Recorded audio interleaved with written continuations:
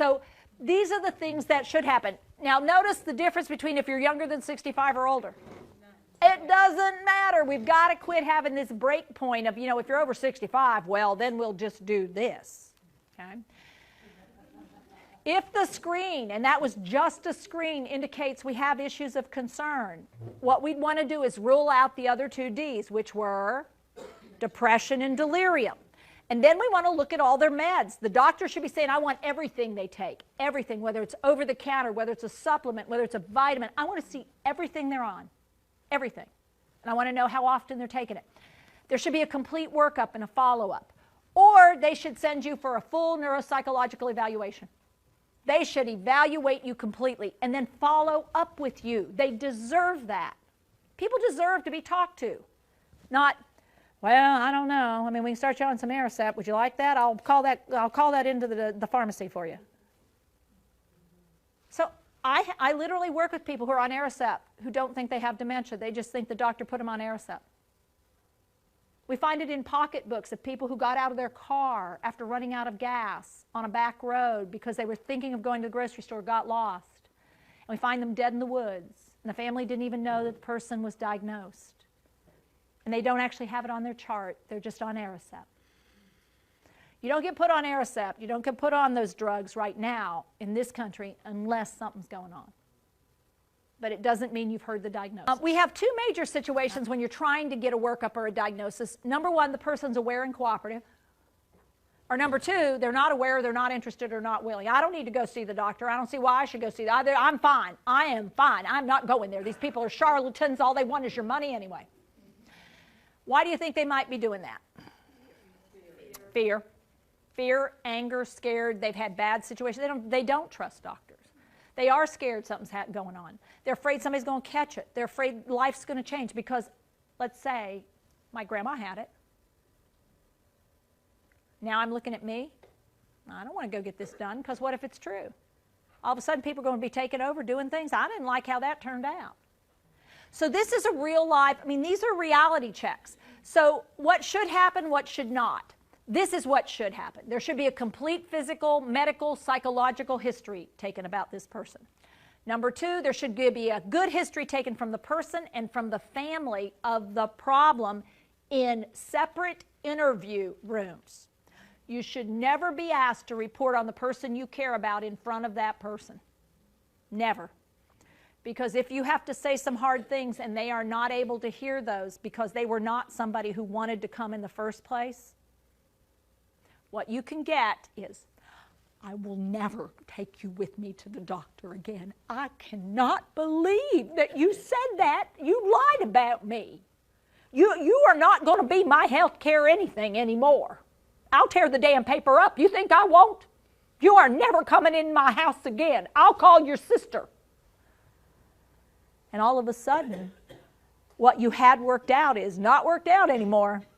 Because at this point in time, do I still have the right to change my health care power of attorney if I can demonstrate to you that I am competent to do so?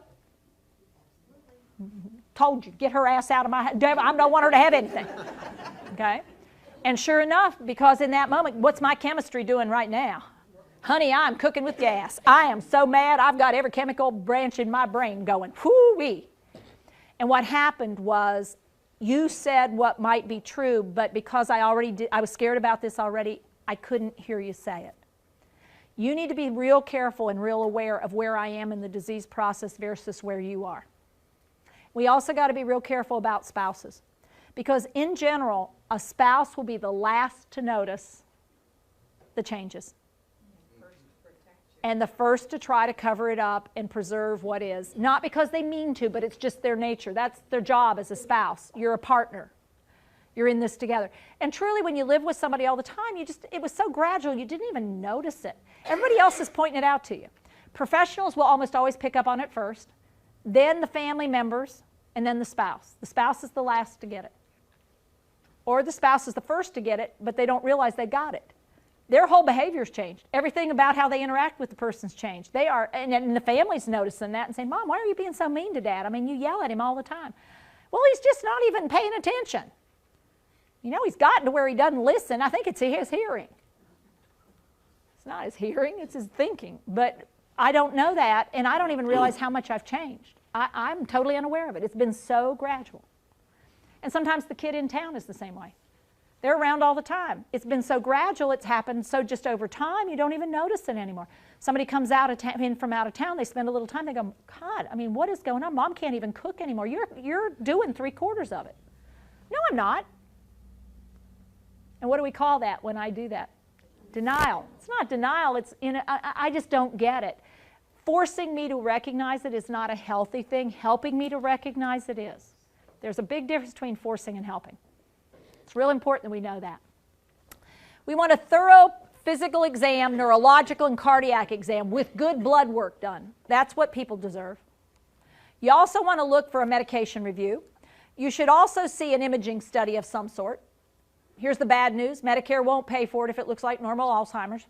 What's the point? The only reason physicians do it now, and they typically will do the CAT scan or the MRI, they do that now to rule out tumors, to rule out strokes, to look for vascular.